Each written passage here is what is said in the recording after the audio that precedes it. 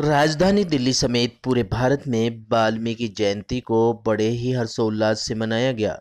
इसी कड़ी में उत्तर पूर्वी दिल्ली के नंदनगरी इलाके में भी एक प्रोग्राम का आयोजन किया गया, जिसमें भारी संख्या में लोगों ने हिस्सा लिया और भगवान वाल्मीकि के विचारों पर चलने का प्रण भी किया। साथ ही आयोजन में आए अतिथियों का बुक्के देकर स्वागत भी किया गया और भगवान वाल्मीकि के विचारों पर प्रकाश डाला गया। मैं भगवान महर्षि वाल्मीकि जी के श्री चरणों में नमन करते हुए यही कहूँगा आपके चैनल के माध्यम से, ये त्यौहार हमारी आस्था का, हमारी एकता का प्रतीक है।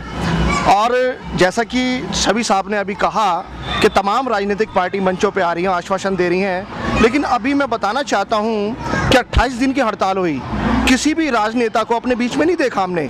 और मैं बड़े यकीन के साथ इस बात को कहता हूँ आपके चैनल के माध्यम से, मुझे कहने में बड़ा संकोच और बड़ी शर्म आ रही है कि इस वर्ष पूरे दिल्ली में वाल्मीकि जो महोत्सव है, जो प्रकट दिवस है, बड़ा ही सरल तरीके से मन रहा है और बड़ा ही अच्छे तरीके से बन रहा है। लेकिन मैं एक बात जरूर कहूँगा कि कहीं ना कहीं हमें धन की आवश्यकता पड़ी है।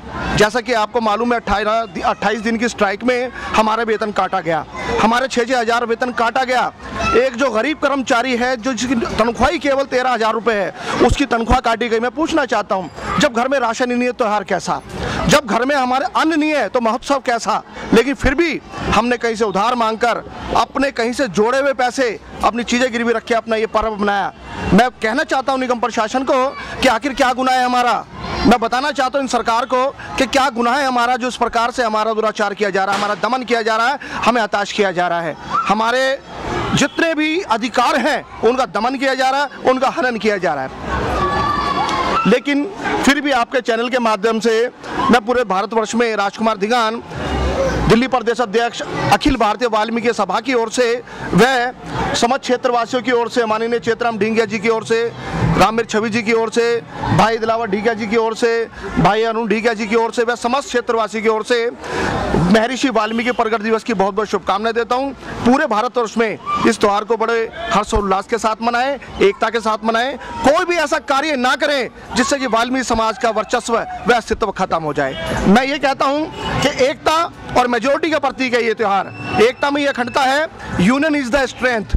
मैं तमाम क्षेत्रवासियों से, वे अपने नौजवान साथियों से ये गुजारिश करता हूं कि आप किसी भी प्रकार का अस्त्र शस्त्र व तलवार व भाला लेकर अपना प्रदर्शन ना करें।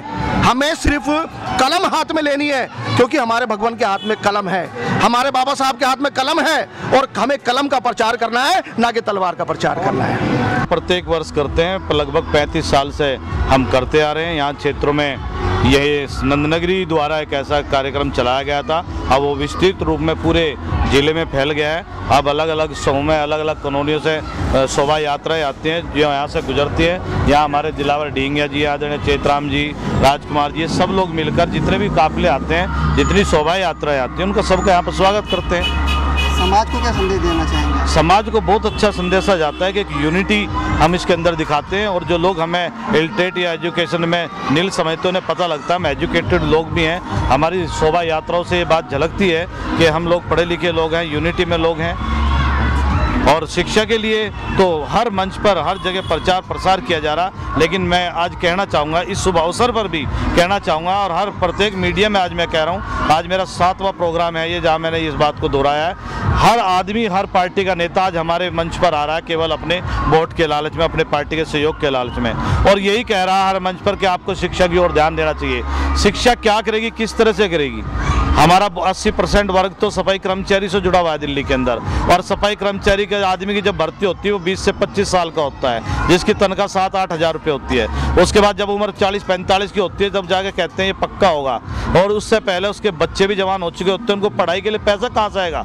कितना झूठा आश्वासन क्यों देते हो आप शिक्षा की तरफ ध्यान दें? हम तो शिक्षा की तरफ ध्यान देना चाहते हैं, पेट ही नहीं पलता तो किस तरह हम शिक्षा हासिल करेंगे? इतने बड़े अत्याचार हो रहे हैं, 10 साल की मुश्किल से सर्विस मिलती है, 10 साल की 50 साल तक जाकर आदमी स्थायी होता है, मुश्किल से 10 साल की सर्विस मिलती है, पक्का होता है तो पता लगता है कि कुछ पैसे मुझे मिलेंगे जो बैक सर्विस मैंने की, इसका मकान बनाऊंगा, लेकिन कुछ नहीं मिलता। जब रिटायर होता है सोचता है पेंशन मिलेगी, बाकी पैसा मिलेगा, बच्चों की शादी करूंगा, मकान बनाऊंगा, कुछ नहीं मिलता। अंत कर्मचारी की डेथ हो जाती और उसकी बेवा और उनके बच्चों तक को भी ना पेंशन मिल रही ना ये पैसा मिलता। तो ये अत्याचार है। क्यों नेता झूठ बोलते हैं मंच पा के हम शिक्षा की ओर ध्यान दें? क्यों कहते हैं आपको उज्जवल भविष्य होगा? क्यों कहते हैं हम तुम्हारे साथ है? झूठ है, मक्कार है जितनी पार्टी के लोग हैं। इन्हें दिख नहीं रहा दिल्ली में क्या तराई तराई मची हुई है समाज के साथ में? बेशर्मी की हद है। चाहे वो कोई सी भी पार्टी है, चुप आग मूंद के बैठी है एक दूसरे पर इल्जाम लगाने के लिए। आखिर पिस कौन रहा? हमारा समाज। लेकिन ये समाज इतना कमजोर नहीं है, हम एजुकेटेड भी हैं और बाबा साहब के दिए ज्ञान को हम मानते हैं। वाल्मीकि जी को किसने पढ़ाया था? किसने पढ़ाया था? उसने विश्व विख्यात रामायण की रचना की। ये रामचंद्र जी को पूज रहे हैं, उनके पात्रों को पूज रहे हैं, लेकिन वाल्मीकि जी याद नहीं आते न। वाल्मीकि के हाथ से पानी भी नहीं पी सकते, वाल्मीकि को मंदिर में नहीं जाने की इजाज़त दे सकती। ये किस तरह की? लेकिन नहीं, सब लोग एक से भी नहीं है। आज इस समाज ने उन्नति की। लोग कहते हैं ना हमारा समाज पीछे, बिल्कुल झूठ बात है। हम अग्रणी हैं, हर चीज में अग्रणी है, इतिहास में अग्रणी रहे हैं।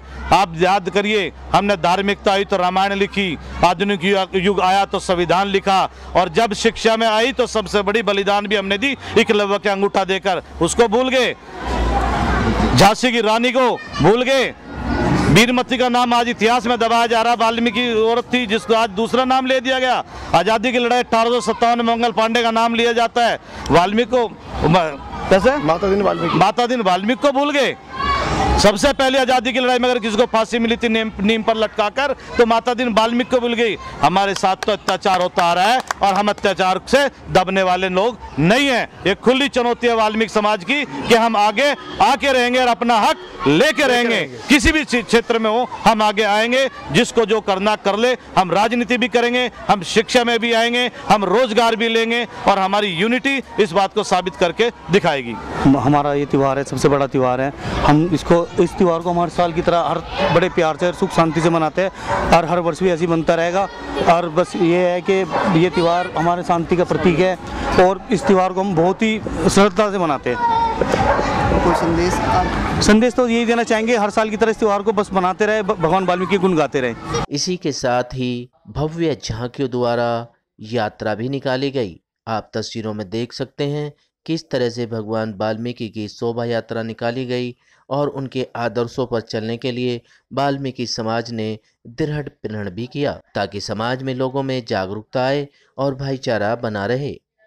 सिटी न्यूज़ दिल्ली संवाददाता मेघराज सिंह की रिपोर्ट।